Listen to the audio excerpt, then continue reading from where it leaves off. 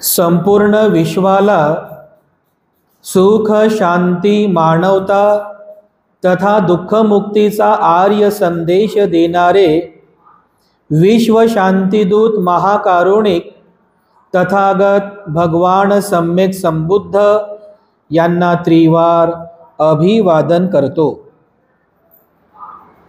तथागतांनी समग्र मानवजातीच्या दुःखमुक्तीसाठी उपदेशिलेला महान सद्धम्म अर्थात बौद्ध धम्म तथा या सद्धम्माचा अविरतपणे प्रचार आणि प्रसार करणारा तथागतांद्वारा स्थापित सदा पूजनीय भिक्खू संघ, या पूजनीय भिक्खू संघाला त्रिवार अभिवादन करतो।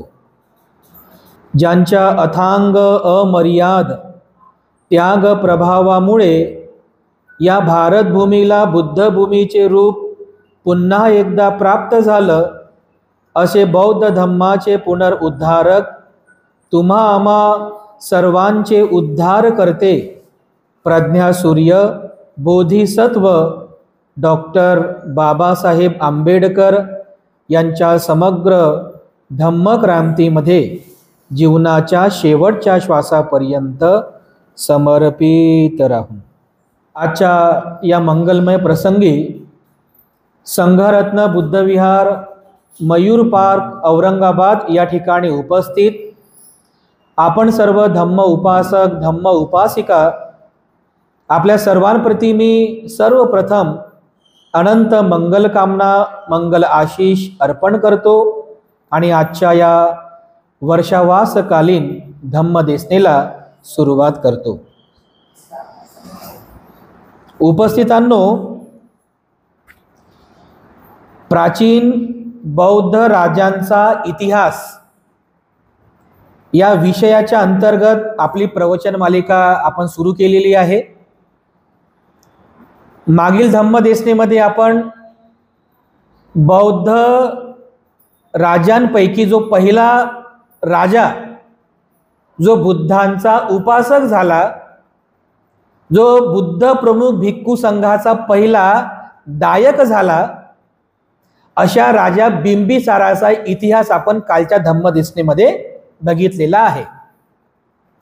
याच राजा बिंबिसाराच्या पत्नीपासून म्हणजे राजा बिंबिसाराची पत्नी राणी कोसला देवी जी राजा प्रसेन्नजिताची बहीण होती, या कोसला देवीपासून राजा बिंबिसाराला अजातशत्रू हा पुत्र झाला आणि बिंबिसाराच्या नंतर हा अजातशत्रू त्या राजगृहाचा राजा झाला आणि अशा प्रकारे बिंबिसाराच्या नंतर बौद्ध धम्माच्या प्रचारामध्ये सहभाग नोंदविणारा असा दुसरा बौद्ध राजा म्हणून बौद्ध धम्माच्या इतिहासामध्ये राजा अजातशत्रूचं नाव सुप्रसिद्ध आहे। राजा अजातशत्रू, तर या राजा अजातशत्रूचा इतिहास आजच्या धम्मदेसनेमध्ये आपण पाहणार आहोत। तसं बिंबिसाराचा मी फॅमिली बॅकग्राऊंड तुम्हाला कालच्या धम्मदेसनेमध्ये सांगितलेला आहे। बिंबिसाराची जी पत्नी होती कोसला देवी, ही जेव्हा गर्भवती होती तर गर्भवती असतानाच हिला डोहाळे लागले होते। पण डोहाळे कशाचे? रक्त पिण्याचे डोहाळे। आणि कोणाचे? तर स्वतः राजा बिंबिसाराचे। तिने स्वप्नामध्ये तसं बघितलं आणि मनातल्या मनात तर्क वितर्क करत होती की मला राजा बिंबिसाराच्या उजव्या बाहूचं रक्त प्यायचं आहे, मला डोहाळे लागले, उजव्या बाहूचं रक्त प्यायचं आहे। अनेक दिवसांपर्यंत तिने सांगितलंच नाही की कसं काय सांगावं, राजा काय म्हणेल, लोक काय म्हणतील। पण त्या तर्क वितर्कामुळे तिच्या चेहऱ्यावरचा भाव सगळे उतरले। एकदा राजा बिंबिसारानेच विचारलं की काय झालं, तुझा चेहरा दुःखी दिसत आहे, चिंतामग्न दिसत आहे, काय झालं? तर ती म्हणते की राजा, मला रक्ताचे डोहाळे लागलेले आहेत, रक्ताचे डोहाळे। तुमच्या उजव्या हाताच्या रक्ताचे डोहाळे मला लागलेले आहे, ते रक्त मला प्यायचं आहे। तर राजा बिंबिसार पण बघा त्याला आपल्या मुलावर म्हणजे गर्भात जे बाळ होतं त्या बाळावर, त्या गर्भावर एवढं प्रेम होतं की त्याने आपल्या पत्नीचे सुद्धा डोहाळे पूर्ण केले. एक सोन्याची तलवार आणली, त्या सोन्याच्या तलवारीने आपली बाहू कापली आणि तिथून त्याने रक्त जमा केलं आणि त्या रक्ताचे डोहाळे, त्या कोसला देवीला जे डोहाळे लागले होते ते डोहाळे त्याने पूर्ण केले. असं बघा, कोसला देवीच्या गर्भामध्ये असतानाच या अजाशत्रूच्या वेळेस तेव्हाच तिला रक्ताचे डोहाळे लागले. तर राजा बिंबिसाराला असं वाटलं किंवा रक्ताचे डोहाळे कसे काय लागले, तर त्यावेळेच्या काही पंडितांना बोलवलं आणि पंडितांना बोलवून त्याने ते सांगितलं की अशा अशा प्रकारचे डोहाळे लागलेले आहेत. तर ते पंडित म्हणाले की महाराज गंभीर व्हा, सचेत व्हा. तो म्हणे काय झालं महाराज, काय झालं? तर ते पंडित म्हणाले, ऋषी म्हणाले की तुझ्या पत्नीच्या गर्भामध्ये जे बाळ आहे हे बाळ पितृवधक होणार आहे. म्हणजे जन्म झाल्यानंतर कालांतराने ते जे बाळ आहे हे बाळ तुझी हत्या करणार आहे, ते पितृवधक ठरणार आहे, पित्याची हत्या करणारा आहे. तर बघा, त्याचा आणखी जन्म झाला पण नाही, त्या बाळाचा आणखी जन्म पण नाही झाला, तो बापाचा शत्रू झाला बघा. आणि त्यावरून त्याचं नावच पडलं अजात शत्रू. म्हणजे जात म्हणजे जन्म, अजात म्हणजे अजून जन्म नाही झाला आणि बापाचा शत्रू झाला. तर त्या भविष्यावरून त्याचं नाव पडलं होतं अजात शत्रू. तर असा हा अजात शत्रू जेव्हा जन्मास आला तर याच्याबद्दल सुद्धा काही पंडितांनी भविष्य वर्तवलं, त्याच्यातले बल सांगितले होते.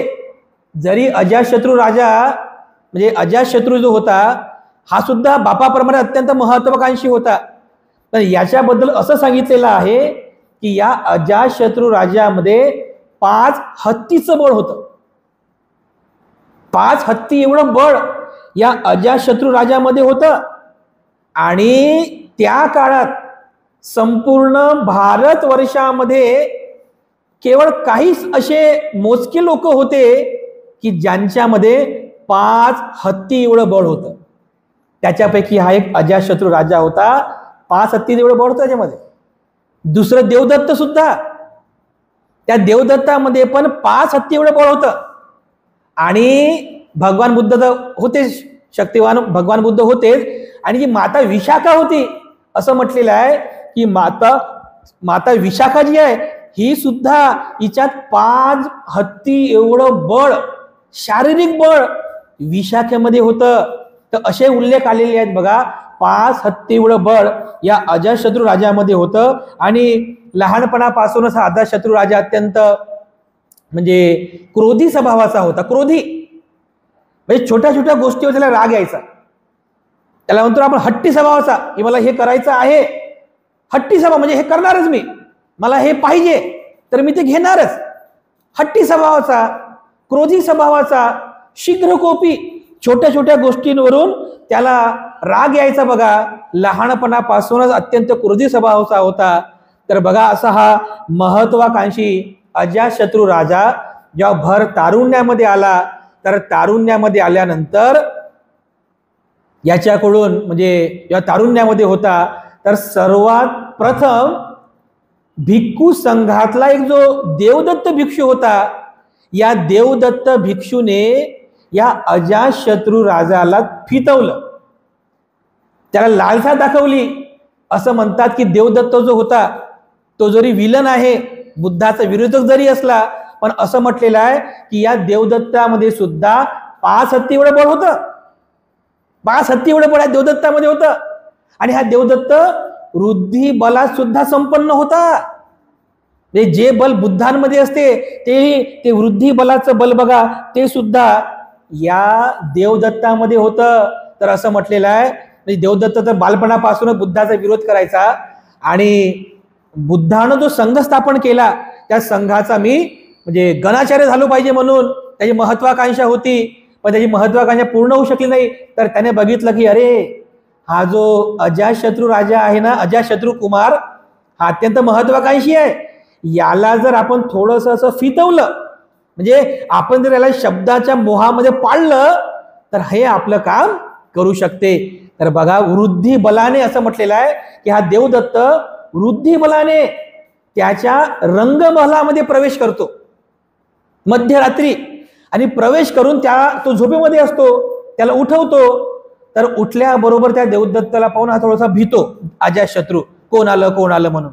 मग देवदत्त म्हणतो की कुमार, त्याला कुमार म्हणतो, म्हणजे राजकुमार, कुमार भिवू नका, मी देवदत्ता आहे, कुमार भिवू नका. मग तेव्हा तो अजातशत्रू म्हणाला की देवदत्ता म्हणते, तुम्ही इथं कसं काय आले, काय निमित्त आहे?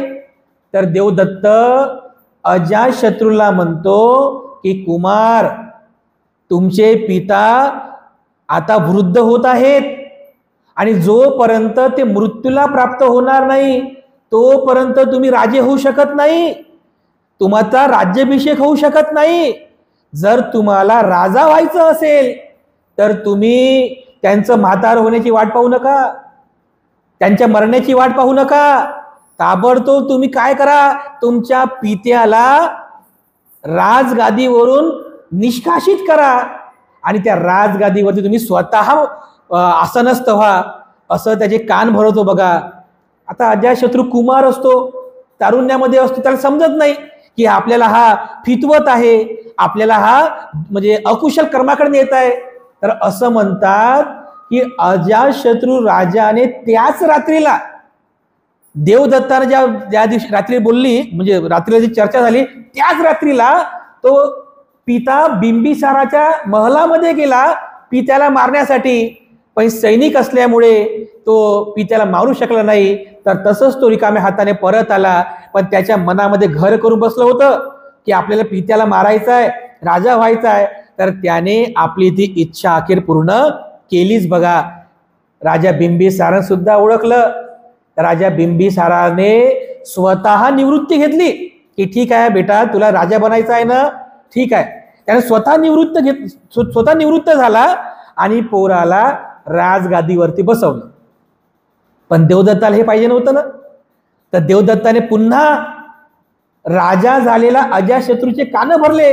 अरे राजा अजातशत्रू, तुझा बाप अजूनही जिवंत आहे, त्याने जरी तुला राजा बनवलं असेल, तुझा बाप तर जिवंत आहे. आज न उद्या पुन्हा तुझा बाप जर तुला गादीवर निष्कासित केलं तर काय करशील? तुला महलाच्या बाहेर काढलं तर काय करशील? काय करशील सांग? असं झालं नाही पाहिजे. म्हणून एक काम कर, म्हणते, तू तुझ्या पित्याला तुरुंगामध्ये डांबून दे, तुरुंगात डांबून दे. त्याचं सैनिकांमध्ये जाणं, महलामध्ये जाणं, परिवारात जाणं बंद कर.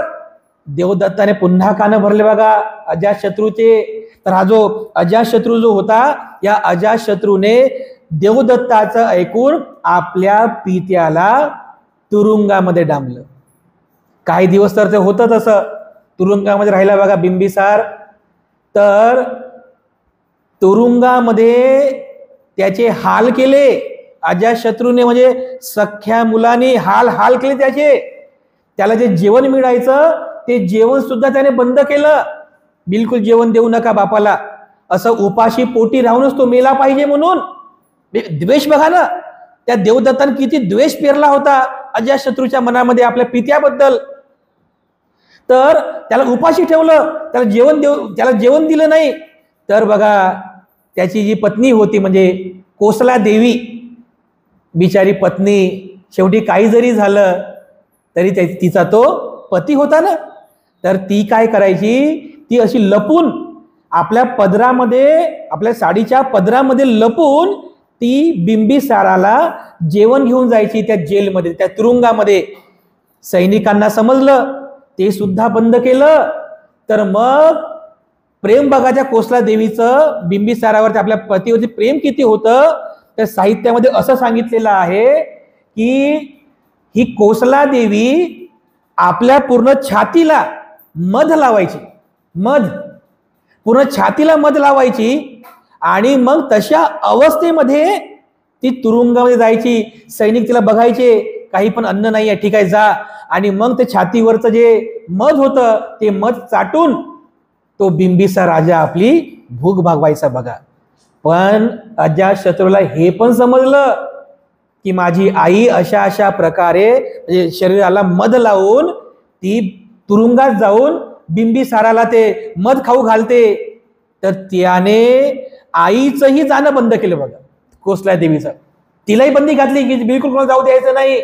आणि असं करता करता अनेक दिवस निघून गेले, पण बिंबिसार काय मृत्यूला प्राप्त झालाच नाही. देवदत्ताने पुन्हा कान भरले की तो मरत नाही आहे ना, मारून टाक म्हणतात ना, त्याला त्या तुरुंगामध्येच मारून टाक, असे कान भरले. तर अजातशत्रू राजा त्याने काय करावं विचारानं, एका न्हावीला आदेश दिला, म्हणजे केस कापणारा, एका न्हावीला आदेश दिला की जा तुरुंगात जा आणि बिंबिसाराला मारून टाका. राजाचा आदेश होता. तो न्हावी हातामध्ये वस्त्र घेऊन तुरुंगामध्ये गेला. बिंबिसाराला असं वाटलं की माझी दाढी करण्यासाठी आलेला आहे का, अरे ये सेवका ये, माझी दाढी करण्यासाठी आलास ना तू, ये. तो सेवक म्हणतो की महाराज मला माफ करा, राजाचा आदेश आहे की तुमची हत्या करावं, तुम्हाला मारून टाकावं. तर बिंबिसार म्हणतो अरे जर मला मारायचंच आहे तर मारून टाक, कारण तू जर मला मारलं नाहीस तर राजा तुला ठार करेल, मारून टाक मला. तर असं साहित्य असं सांगितलेलं आहे बघा की तो न्हावी अगोदर त्याचे दोन्ही पाय बांधतो, दोन्ही हात बांधतो आणि मग वस्त्राच्या ब्लेडने त्याच्या पायाच्या तळव्यांना असं चीर मारतो. रक्त बंबाड त्याचे तळवे होतात आणि मिठाने ती जखम भरतो. त्याच्यामुळे अधिक रक्तस्राव होतो. त्या रक्तस्रावामध्ये मीठ भरल्यामुळं खूप भयानक अशा वेदना होतात. तो किंचाळत नाही, मात्र बिंबिसार ओरडत नाही, किंचाळत नाही, एकदम ध्यान स्तब्ध राहून स्थितप्रज्ञ राहून त्या वेदनेला तो जाणतो, कारण तो विपश्य असतो ना, श्रोतापण म्हणजे आणि श्रोतापन्न अवस्थेला प्राप्त झालेला असतो, तो विपस्य असतो. तो जागृत मनाने बघा तो धार्मिक राजा त्या वेदनेला जाणतो, सहन करतो, पण द्वेष उत्पन्न होऊ देत नाही, बिलकुल द्वेष उत्पन्न होऊ देत नाही. मैत्री भावना करतो की माझ्या मुलाचं मंगल होऊ दे, अज्ञानीपोटी तो करत आहे. कारण अगदी काही वेळेमध्ये बिंबिसाराचा मृत्यू झाला. हा क्षण म्हणजे तुरुंगामध्ये बिंबिसाराचं मरण, आणि त्या क्षणाला रंगमहलामध्ये त्याची जी पत्नी असते, राजा अजातशत्रूची पत्नी, तिला सुद्धा एक बाळ झालेलं असते. नेमकंच ते एका बाळाला जन्म देत असते. तर तेवढ्यातच ती दाई धावत पडत येते महलामध्ये आणि बिंबिसाराला राजा अजातशत्रूला म्हणते की राजा, आनंदाची बातमी आहे, राजा आनंदाची बातमी आहे, तुम्ही पिता झालात, तुम्हाला पुत्र प्राप्ती झाली. एवढा आनंदी होतो. अरे मी बाप झालो, आनंदी होतो, आनंद साजरा करत आहे की मी बाप झालो. आणि त्याच क्षणामध्ये तो न्हावी रक्ताने माखलेला तो वस्त्र घेऊन येतो आणि अजातशत्रूला म्हणतो की राजा, तुमचे पिता मरण पावले, पिता माझा बाप मेला, असं ऐकल्याबरोबर म्हणजे मी बाप झालो याचा आनंद असा कमी होतो बघा, एकदम कमी होतो. त्याचं मन दुखी होते, त्याचं अंतकरण एकदम म्हणजे दुखी होते. अरे हे काय करून बसलो, मनातल्या मनात तर्कवितर्क करत आहे. त्या क्षणात तो आपल्या आईकडे गेला, कोसला देवीकडे गेला आणि कोसला देवीला म्हणाला की माते, मी जेव्हा म्हणजे मला जेव्हा पुत्रप्राप्ती झाली, मी बाप झालो, तर मी एवढा आनंदी झालो. जेव्हा माझा जन्म झाला होता तेव्हा माझा पिता सुद्धा असाच आनंदी झाला होता का माते? तर ती कोसला देवी काय म्हणते, अरे अजातशत्रू, अरे पुत्रा, असं काय बोलतोस तू, असं काय बोलतोस? तुझ्या पित्याचं तुझ्यावर एवढं प्रेम होतं की एकदा तुझ्या या तळ हाताला फोड झाला होता, जखम झाली, त्या जखमेमध्ये पू झाला, पस झाला, तिथं फोड तयार झालं. तर त्या फोडाला जर असं हात लावला तर तू रडत होतास, तर तुझ्या डोळ्यातून अश्रू येऊ नये, तू रडू नये म्हणून तुझ्या बापाचं प्रेम बघ. तुझ्या बापाने ते तळ हाताचं पोट असं तोंडात धरलं आणि तो पस पूर्णपणे गिळून घेतला. अरे काय सांगतोस म्हणे तू, एवढं तुझ्या बापाचं प्रेम होतं म्हणे तुझ्यावर. असं सांगितल्याबरोबर त्या बिंबिसार राजाच्या मनावर एवढा आघात झाला, म्हणजे असं सांगितल्याबरोबर त्या अजातशत्रू राजाच्या मनावर एवढा आघात झाला की अरे हे मी काय करून बसलो, मी माझ्या धार्मिक पित्याची हत्या केली. माझा बाप किती धार्मिक होता, माझ्या पित्याचं माझ्यावरती किती प्रेम होतं, अरे मी काय करून बसलो, मी काय केलं.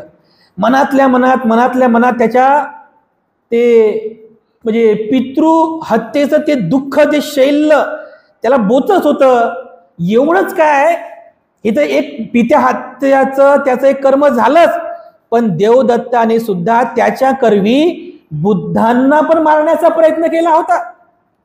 बुद्धांना, हे तर शेवटचा प्रयत्न आहे, पण याच्या अगोदर देवदत्ताने अजातशत्रूकडून असे प्रयत्न केले बुद्धांना मारण्याचे. कारण जेव्हा हा राजा झाला होता अजातशत्रू, तर अजातशत्रू खुश झाला. देवदत्ताला म्हणे की भन्ते बघा तुमच्यामुळे मी राजा झालो, सांगा म्हणे काय पाहिजे तुम्हाला इनाम सांगा. त्यावेळेची पद्धत इनाम द्यायची. त्याने इनाम काय मागावं यांनी की महाराज जसे तुम्ही राजा झाले ना, तसं मला पण संघाचा गणाचार्य व्हायचा आहे, त्याच्यामुळे बुद्धांना सुद्धा मारून टाका, बुद्धांना मारलं पाहिजे तेव्हा मी गणाचार्य होईल. तर मग असं म्हणजे याने काय म्हणता, याने या देवदत्ताने अजातशत्रू राजांकरवी 3 वेळेस प्रयत्न केले. एकदा तर अजातशत्रूच्या नावाने काही सैनिक आणले, 31 सैनिक आणले, 31 सैनिक. आणि त्या सैनिकांना सांगितलं की बुद्धांना मारायचं आहे, भगवान बुद्ध या मार्गाने येतील. तर एक सैनिक सांगितलं, एका सैनिकाला सांगितलं की बुद्धांना मारायचं. मग तो सैनिक जेव्हा बुद्धांना मारून परत येईल, तर रस्त्याने त्याला मारायला 2 सैनिक उभे केले. जेव्हा ते 2 सैनिक त्या सैनिकाला मारून परत येतील, तर त्या 2 सैनिकांना मारायला 4 सैनिक उभे केले. त्या 4 सैनिकांना म्हणजे ते 2 सैनिक मारून ते 4 सैनिक परत येतील, तर त्या 4 सैनिकांना मारायला पुन्हा 8 सैनिक ठेवले. त्या 8 सैनिकांना मारण्यासाठी पुन्हा 16 सैनिक उभे केले. असं कशासाठी, तर कोणालाही शंका येऊ नये की हे काम देवदत्तच आहे म्हणून. त्याची आयडिया बघा किती होती. पण तो एक सैनिक जेव्हा हातात तलवार घेऊन ज्या बुद्धाला मारायला चालला होता, त्याने कधी बुद्ध बघितले नव्हते, तर त्याने बुद्धाला बघितल्या बरोबर त्याच्या हातातील तलवारच अशी एकदम खालीच पडली. त्याने बघितलं की बुद्धाची चाल अतिशय म्हणजे अतिशय आकर्षक आहे, चेहऱ्यावरती मैत्री भाव आहे. अरे किती हा मैत्री भाव, किती ही करुणेचा भाव, अशा व्यक्तीला आपण कसं काय मारू शकतो. एवढे करुणावान भगवान बुद्ध होते. हातातील तलवार त्याने खाली सोडली, बुद्धाच्या जवळच गेला आणि अभिवादन केलं. बघा बुद्धाला, माझ्याकडून हत्येचं पाप कर्म होत होतं, भगवान मला माफ करा. आजीवन उपासक झाला तो सैनिक, आजीवन. म्हणजे हा तो प्रयत्न सुद्धा फेल झाला. दुसरं त्याने बघितलं देवदत्ताने की बुद्धांना मारण्यामध्ये असफल झालो, तर त्याने दुसरा प्रयत्न केला, नालागिरी हत्ती. दुसऱ्या प्रयत्नामध्ये त्याने नालागिरी हत्तीला सोडण्याचा प्रयत्न केला. त्याला मद्य पाजलं हत्तीला आणि सैनिकांना सांगितलं की या मार्गाने बुद्ध येतील, त्या मार्गाने सोड.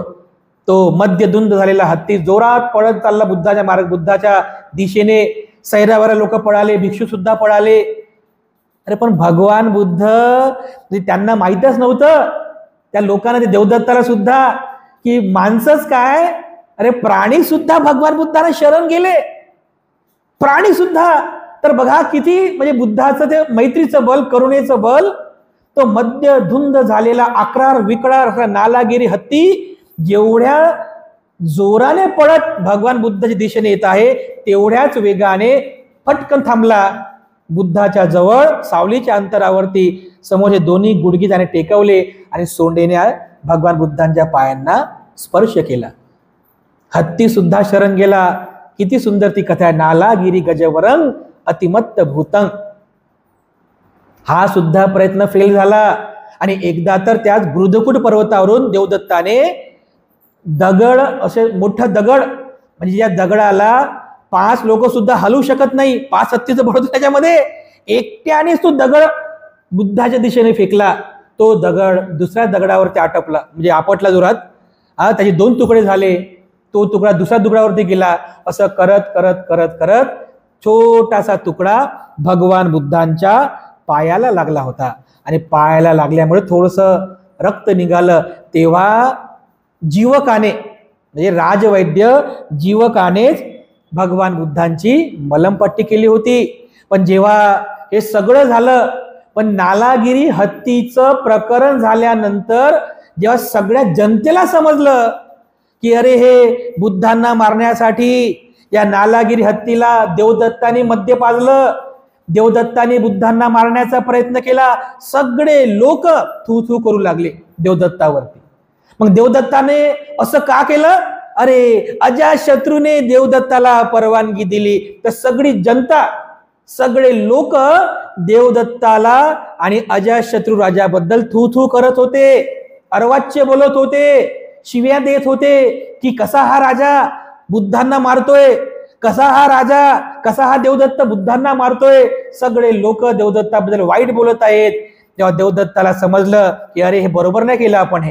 हे सगळे हे प्रकरण जेव्हा घडले, तर बघा या सगळ्या प्रकरणामधून म्हणजे एक महत्वाचं घडलं की राजा अजातशत्रूने देवदत्ताला आता खत पाणी देण्याचं बंद केलं.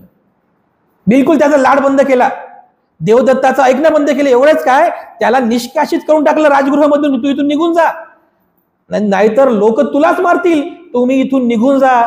तो देवदत्त राजगृह सोडून श्रावस्तीला निघून गेला म्हणतात.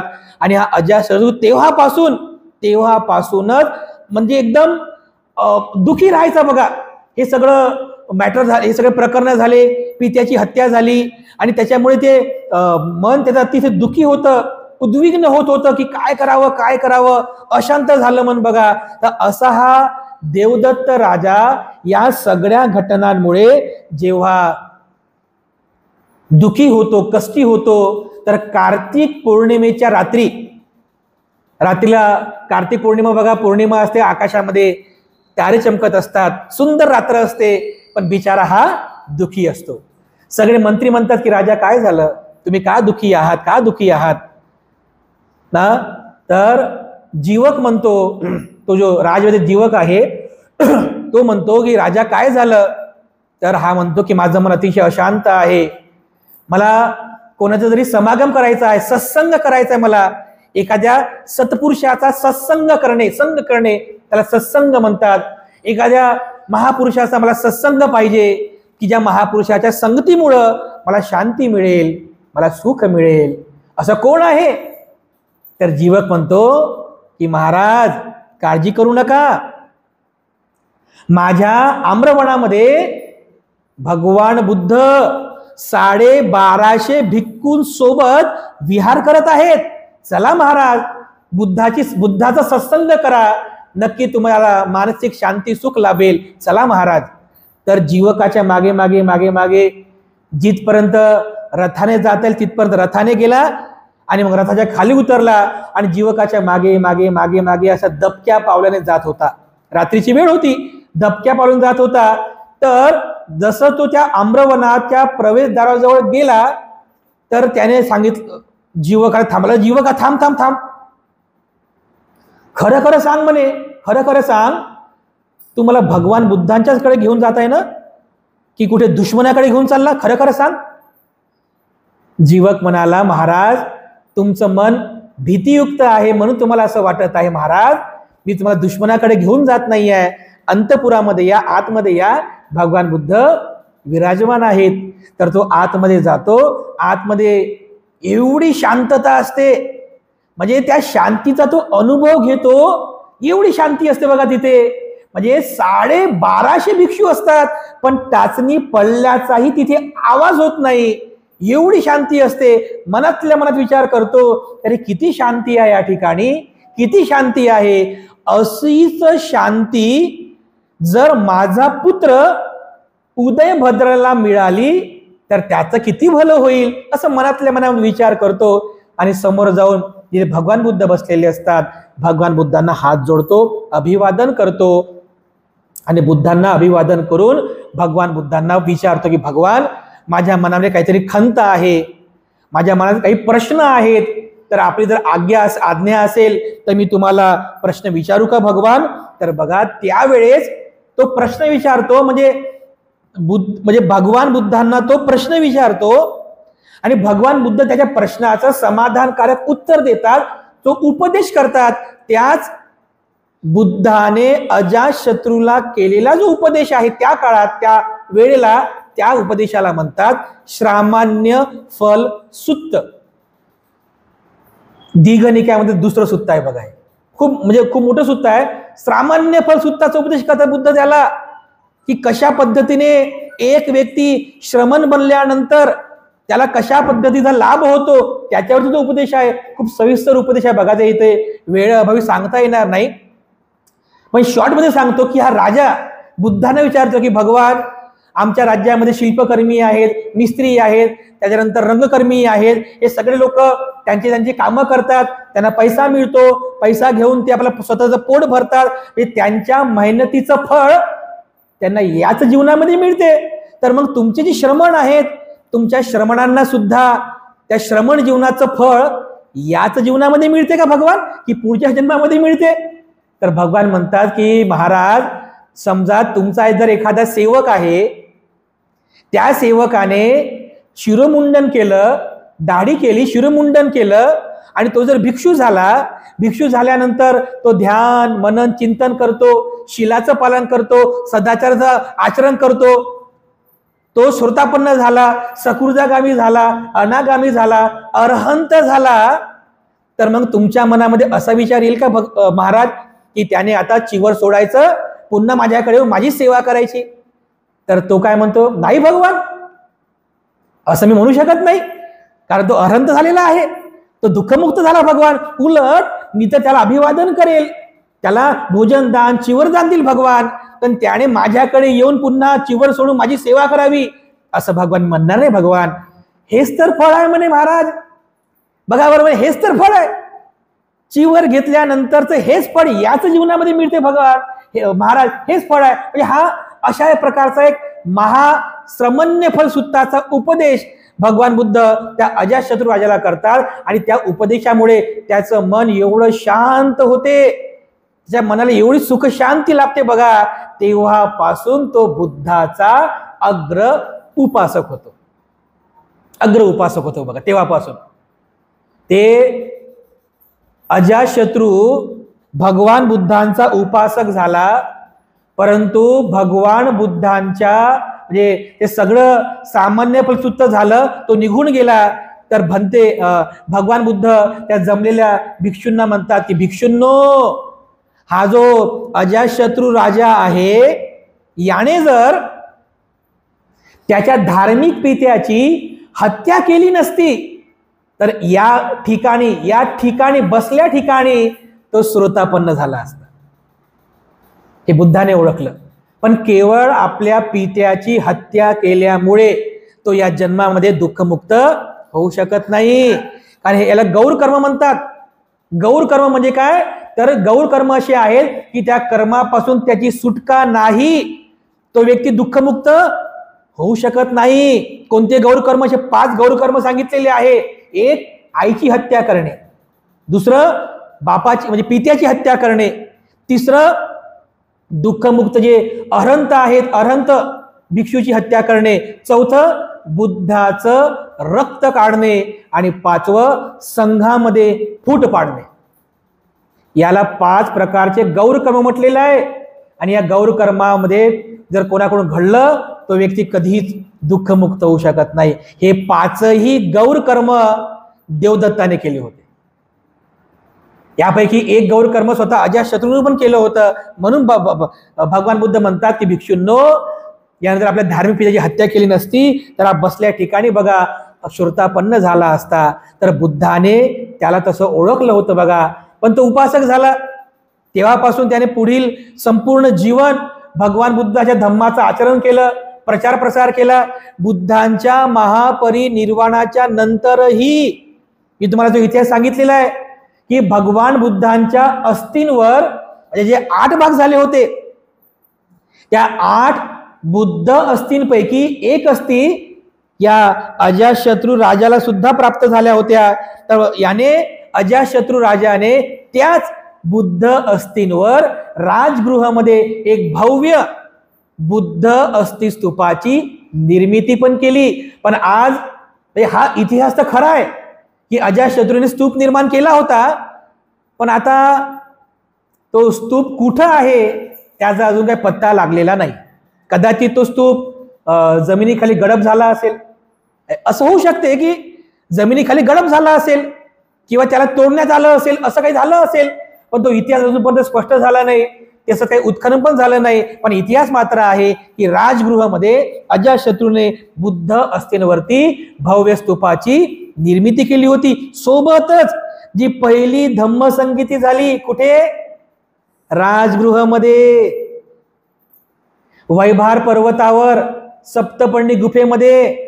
तर त्या सगळ्या पहिल्या धम्म परिषदेची सगळी व्यवस्था राजा अजातशत्रूनेच केली होती बघा. म्हणजे पहिल्या धम्म परिषदेचा जो व्यवस्थापक आहे, सगळी व्यवस्था केली, भिक्षूंची सगळी व्यवस्था केली, मंडप टाकलं, सगळं केलं, हे राजा अजातशत्रूने केले बघा. म्हणजे भगवान बुद्धांच्या महापरिनिर्वाणाच्या नंतरही भगवान बुद्धांवर जी श्रद्धा याची कमी झाली नाही, पण यांच्या वंशावरती एक श्रापच होता. त्याला आपण श्रापच म्हणूया. श्राप काय होता? या वंशातले सगळे जे होते हे सगळेचे सगळे पितृवधक होते. म्हणजे पित्याची हत्या करून राजा होणे, पित्याची हत्या करून राजा होणे. अजातशत्रूच्या बाबतीत सुद्धा असंच झालं. अजातशत्रूने बापाला मारलं, तो राजा झाला होता. या अजातशत्रूची सुद्धा हत्या त्याच्या मुलाने उदयभद्रने केली. उदयभद्र राजा झाला. पुन्हा उदयभद्रची हत्या त्याचा मुलगा अनिरुद्धने केली. या अनिरुद्धने केली, तो राजा झाला. अनिरुद्धची हत्या त्याचा मुलगा मुडक त्याने केली, तो राजा झाला. या मुडकची हत्या त्याचा मुलगा नागदासने केली, तो राजा झाला. आणि नागदासची पण हत्या केली आणि दुसरा एक राजा झाला, त्याचं नाव होतं कालाशोक. ज्या कालाशोकाच्या कारकिर्दीमध्ये वैशालीमध्ये दुसरी धम्मसंगीती संपन्न झाली. तर अशा प्रकारे वैशालीमध्ये म्हणजे हा कालाशोक राजा झाला त्यावेळेस. तर हा अजातशत्रूच्या वंशामध्ये हे सगळे जे झालेत ना, हे सगळे हे पितृवधकच होते बघा. तर अशा प्रकारे राजा अजातशत्रू याची हत्या त्याच्या मुलाने केली. आणि अजातशत्रू एवढा महत्वाकांक्षी होता, साहित्यात असं सांगितलेलं आहे की याने आपलं राज्य विस्तारित करण्यासाठी स्वतःच्या मामाच्याही म्हणजे देशावरती हल्ला केला. म्हणजे याचा मामा कोण? प्रसन्नजीत.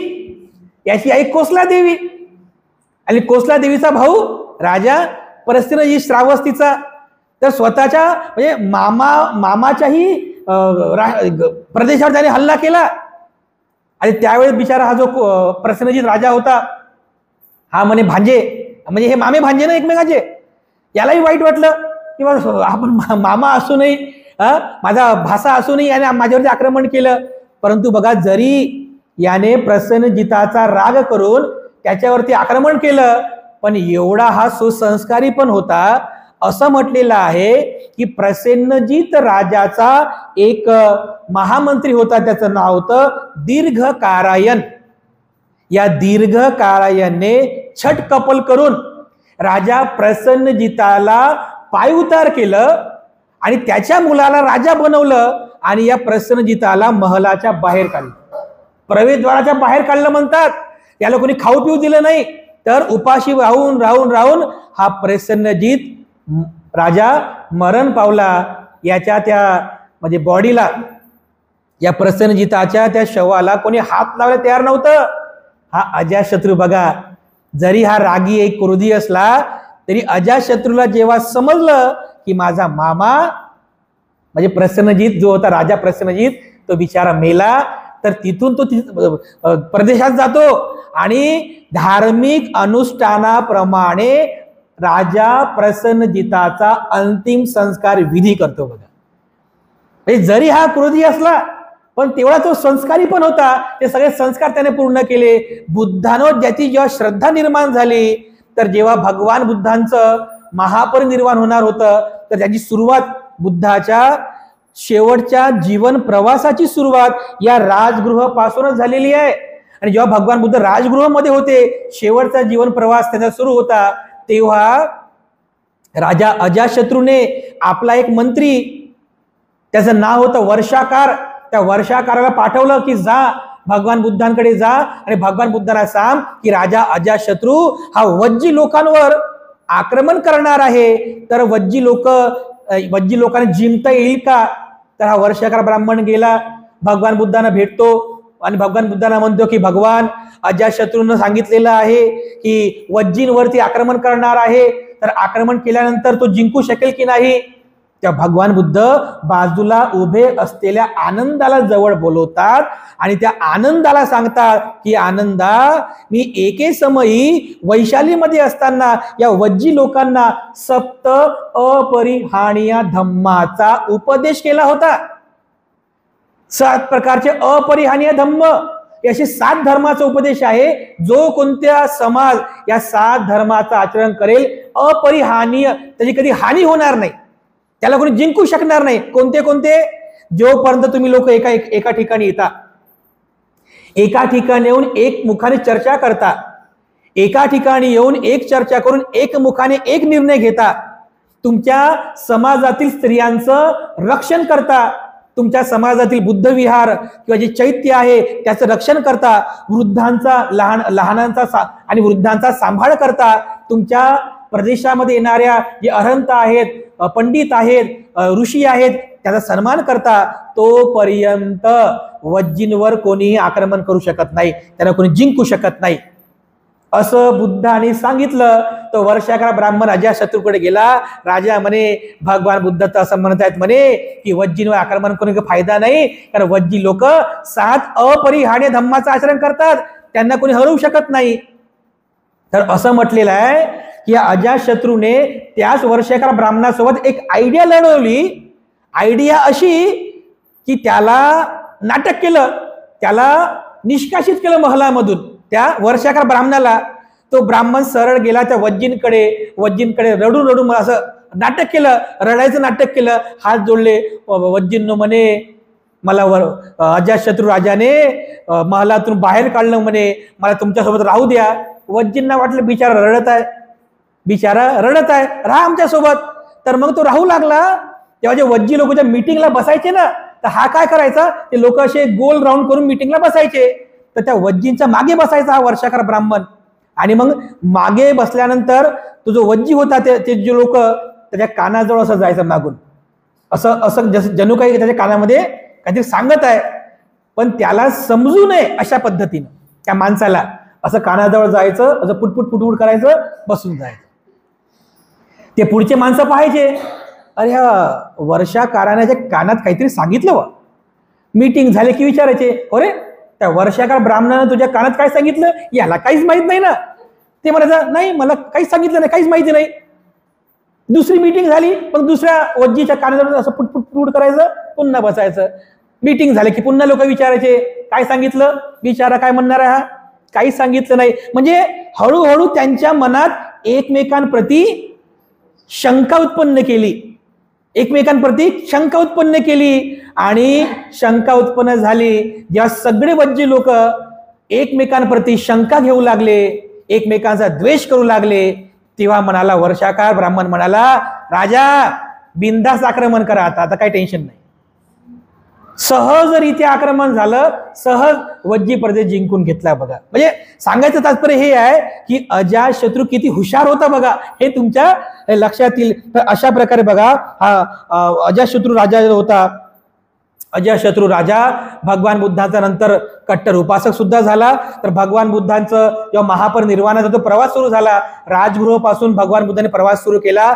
नंतर जेव्हा ते गंगा नदी पार करून जाऊ लागले, तर ज्या मार्गाने ते गंगा नदीमध्ये उतरले, त्या मार्गाला अजातशत्रू राजाने गौतम तीर्थ असं नाव दिलं. आणि ज्या मार्गातून भगवान बुद्ध गंगा नदीच्या म्हणजे बाहेर निघाले त्याला गौतम द्वार असं म्हटलेलं आहे. आज पण तुम्ही जर पटनाला जर गेले तर तिथे जे गंगा नदी आहे आज पण तिथे 2 घाट आहेत. एका घाटाला म्हणतात गौतम घाट, दुसऱ्या घाटाला म्हणतात गौतम द्वार. म्हणजे हे जी नावं आहे ते भगवान बुद्धांच्या नावावरून पडलेली आहे.